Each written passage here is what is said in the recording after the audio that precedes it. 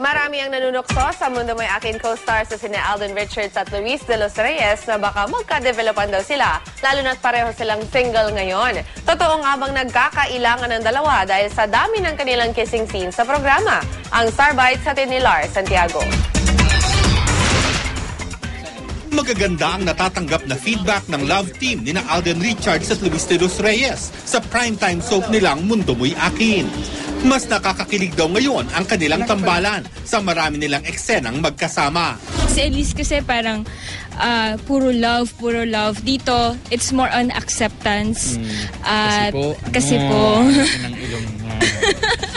Kasi yun nga po, iba yung itsura ko. Parehong single ngayon sina Alden at Luis. Kaya naman marami ang nanunukso na pwede na silang ma-develop sa isa't isa. Wala naman daw silang iniisip na ganito, pero inamin nilang mas lalo silang naging close ngayon.